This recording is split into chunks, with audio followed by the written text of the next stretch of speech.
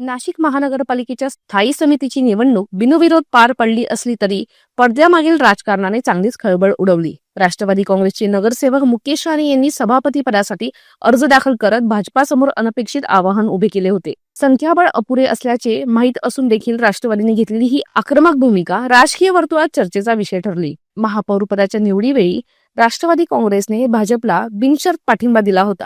महायुतीचा घटक पक्ष असतानाही निर्णय प्रक्रियेत योग्य सन्मान मिळत नसल्याची भावना राष्ट्रवादीत होती। वरिष्ठ नेत्यांचे फोटो न वापरणे, बैठकीत प्रतिनिधित्व कमी मिळणे यांसारख्या मुद्द्यांवर नाराजी दाटली होती। याच पार्श्वभूमीवर महापौर भाजपाचा, उपमहापौर शिवसेनेचा तर स्थायी समिती राष्ट्रवादीकडे असा राजकीय समतोल साधण्याचा संदेश देण्यासाठी हा अर्ज भरण्याचे बोलले जात आहे।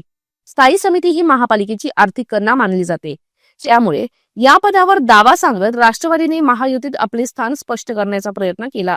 मात्र पक्षश्रेष्ठींच्या आदेशानुसार आणि शहराच्या विकासाला प्राधान्य देत निवडणुकीतून माघार घेतल्याचे मुकेश शहाणे यांनी सांगितले। वरिष्ठांच्या आदेशानुसार काल माझी अध्यक्षांची भेट झाली। कुठलाही निरोप आल्याशिवाय काही माघारी घ्यायची नाही, परंतु आता वर्षांचं बोलणं झाल्यानंतर वर्षांच्या आदेशानुसार वर्षांचा फोन आला का आपण विकासासाठी माघार घेतली पाहिजे, असं वर्षांचं त्यांचं एकमताने बोलणं झालं असेल त्या पद्धतीने त्यांचा निरोप आला। आणि मी आज तटकरे साहेब असतील, भुजबळ साहेब असतील यांच्या आदेशानुसार मी आज फॉर्म मागा घेतला आहे। ते वर्षांचं काहीतरी बोलणं झालेलं असेल त्याच्याशिवाय माघारी घ्यायला लावणार नाही, परंतु विकासाची दूरदृष्टी ठेवून वरिष्ठांनी हा निर्णय घेतलेला आहे। तुम्ही बिनशर्त पाठिंबा दिला होता, कुठल्या भरोशावर तुम्ही निवडणुकीला सामोरं होते? संख्याबळच नव्हतं तुमच्या? संख्याबळ जरी नसलं, परंतु महायुतीचं घटक पक्ष म्हणून राष्ट्रवादी पक्ष आहे।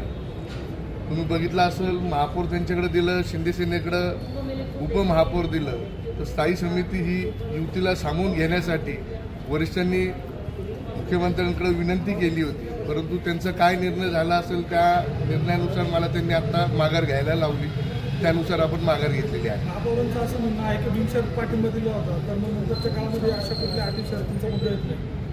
100% बिनशर्त पाठिंबा हा राष्ट्रवादी स्वतःहून दिला होता, परंतु उपमहापौर महापौर निवडीच्या कालावधीत महापौर उपमहापौर हे कुठेही वरिष्ठांना, राष्ट्रवादीच्या नेत्यांना कुठेही भेटलेले नाही।